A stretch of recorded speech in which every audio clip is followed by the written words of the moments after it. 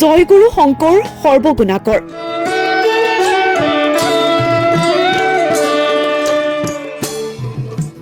হৰিনামৰ ধ্বনিৰে মুখৰিত যোৰহাট।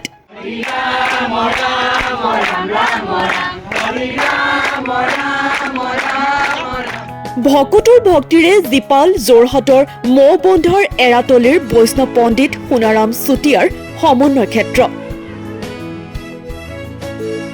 আজিৰে পৰা আৰম্ভ হৈছে ৯৪ সংখ্যক শ্ৰীমন্ত শংকৰদেৱ সংঘৰ বাৰ্ষিক অধিৱেশন। ৪দিনীয়া বৰ্ণাঢ্য কাৰ্যসূচীৰে অনুষ্ঠিত হ'ব বাৰ্ষিক অধিৱেশনৰ।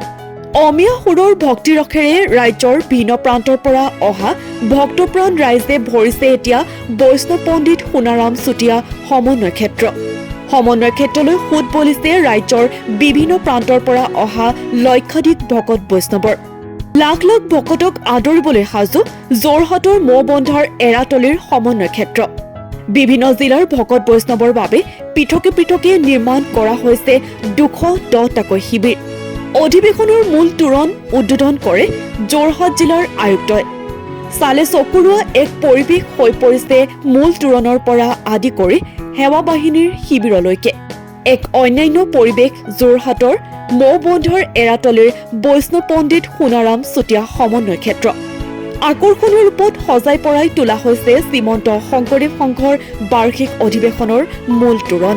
শ্ৰীমন্ত শংকৰদেৱ সংঘৰ বাৰ্ষিক অধিৱেশনৰ মূল আকৰ্ষণৰ কেন্দ্ৰবিন্দু হৈছে কুম্ভ অৱতাৰৰ আৰ্হিত ধৰ্মধ্বজা উত্তোলন দেৱী।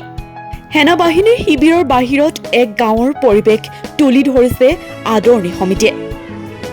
জনকচোন, যিহেতু ৯৪ সংখ্যক বাৰ্ষিক অধিৱেশন শ্ৰীমন্ত শংকৰদেৱ সংঘৰ কোন আঞ্চলিকৰ পৰা ইয়াত প্ৰতিনিধিত্ব আগবঢ়াইছে আৰু কেইদিন আচলতে ইয়াত থাকিব বা কি তাৰিখে আচলতে ইয়ালৈ আহিলে সবিশেষ জনকচোন। কৃষ্ণ জয়গুৰু শংকৰ। আমি ডিব্ৰুগড় জিলা শাখাৰ পৰা আহিছোঁ। প্ৰায় ১৬০জন সেৱক সেৱিকা যোৱাকালিয়ে অহা হ'ল আমাৰ ইয়াত। ভকত বৈষ্ণৱ সকলক আমি সেৱা আগবঢ়াবৰ অৰ্থে অহা ৯ ফেব্ৰুৱাৰীলৈকে ইয়াত উপস্থিত থাকিম। কিমানজন সদস্য আহিছে আপোনালোকৰ? ১৬০জন। ১৬০জন ডিব্ৰুগড়ৰ পৰা আহিছে। ডিব্ৰুগড় জিলাৰ অন্তৰ্গত 10খন আঞ্চলিক আছে। 10খন আঞ্চলিকৰ পৰা প্ৰায় ১৬০জন সেৱক সেৱিকা আহিছে আমাৰ। কৃষ্ণ। ৰাইজক কি আহ্বান জনাব? ৰাইজক এইটোৱে আহ্বান জনাম যে সকলোৱে আহক, আমাৰ ভক্তি ভৰা হৰিনাম ধৰ্ম যিটো প্ৰসাৰ সকলোতে যেন সকলোৱে যোগদান কৰে তাকে কামনা কৰিম। সকলোকে আহিবলৈ আহ্বান জনাম। কৃষ্ণ। আমাৰ এয়া গৃহ জিলা, আমি যোৰহাট জিলাৰ উত্তৰ পশ্চিম আঞ্চলিক শাখা। আমি অতিকৈ গৌৰৱান্বিত যে এই ৯৪ সংখ্যক বাৰ্ষিক অধিৱেশন ভাগি আমাৰ গৃহ জিলাত অনুষ্ঠিত হ'বলৈ পালে আৰু আমি এই হাজাৰ হাজাৰ ভকতৰ অতিথি আপ্যায়ন কৰিবলৈ পাইছোঁ। তাৰ বাবে আমি অতিকৈ আনন্দিত অনুভৱ কৰিছোঁ। ৰাইজক কি আহ্বান জনাব? সকলোকে কম, তেওঁলোক সকলো ওলাই আহক, আমাৰ অধিৱেশনখন চাওক। শংকৰদেৱৰ সাহিত্য সংস্কৃতিৰে কেনেকুৱা আমাক চহকী কৰি থৈছিলে সেই নীতি আদৰ্শখিনিও আহি সকলোৱে চাওকি বুজক আৰু গ্ৰহণ কৰিবৰ কাৰণে আমি অনুৰোধ জনাম।